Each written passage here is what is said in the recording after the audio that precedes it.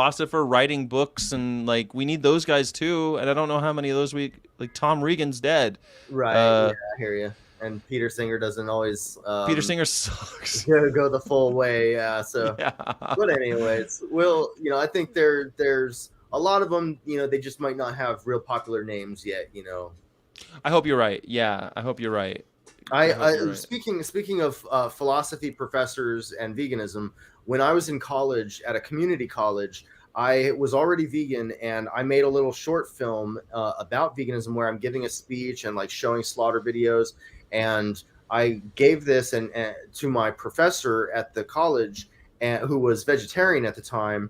And I talked about animal rights a lot in our classes. This is an intro to philosophy, and because we were dealing with ethics at certain times, right?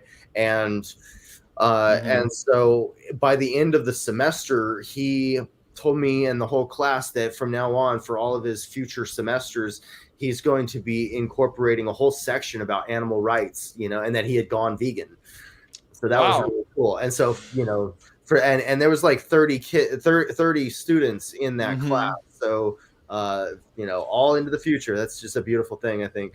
Yeah, I mean that is, and those are a lot of seeds to be planted. And it's funny that when you study philosophers, you'll start finding more and more of them, if not vegan, were really, really thinking about this shit. Even ones that like Descartes, like we talk about Descartes. In fact, I used nailing Descartes to the wall by Propagandhi for our little promo video I did for Yeah, this, and nice. yeah.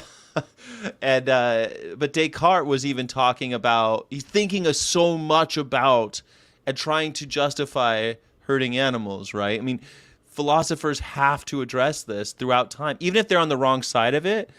They're always thinking about this shit, and Yeah. so it's shocking to me that we don't have more.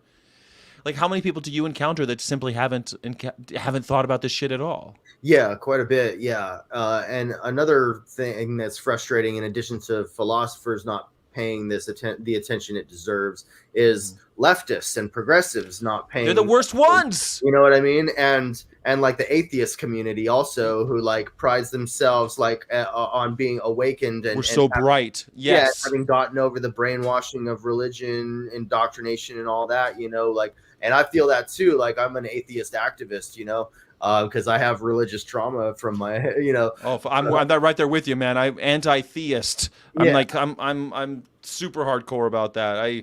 There is no God. I am upset by even the notion of one.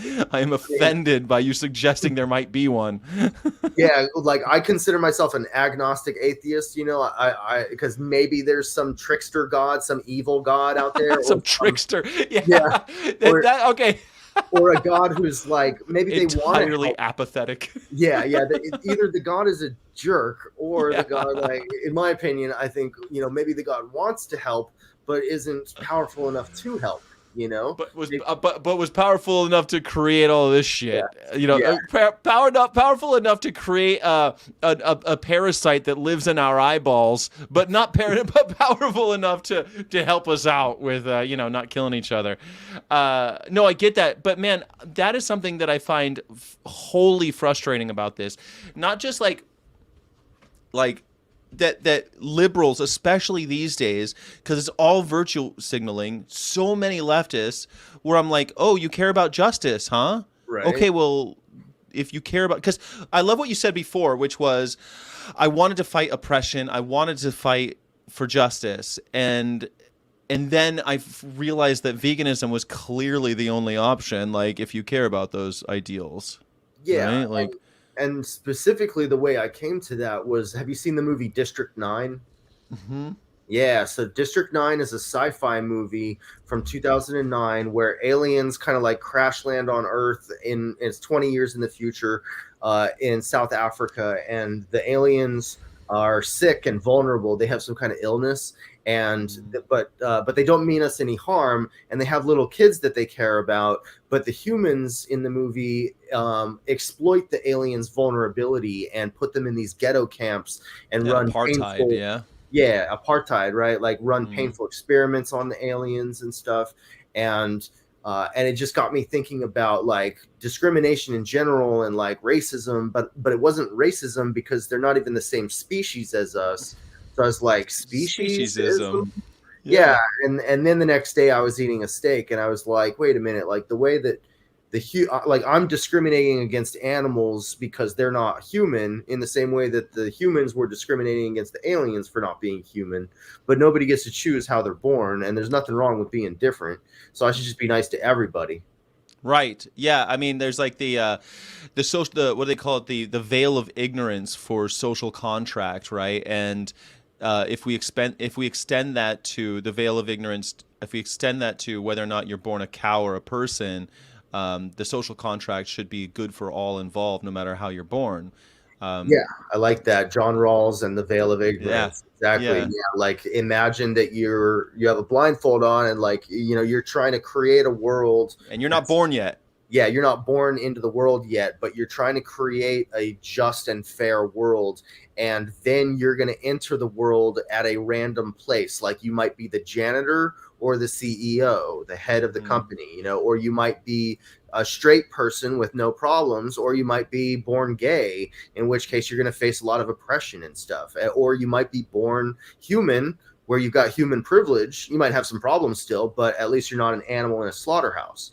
And so you Hmm. might be born as an animal. So if you want to create a fair world that would protect you and everyone, then you want to create a world wherein there is no racism or sexism or homophobia or speciesism, because you could be the victim. Because you don't know how you're gonna which way you're gonna be born into it, right? You don't know. You could be born a cow. It better be a good world for a cow if you're the one inventing the world. Yeah, it's a Yeah. cool little thought experiment. I've really liked that as like a normative theory with philosophy as well, because Tom Regan uses it a lot, like Rawlsian veil of ignorance and like contractarianism and that type of thing. Are you is that what you studied in college? Was philosophy? Quite a bit, yeah. Philosophy and psychology and public speaking and screenwriting, directing, acting. Wow. So these are things that kind of right up the activist alley, right? You're just perfect. You kind of right in your wheelhouse.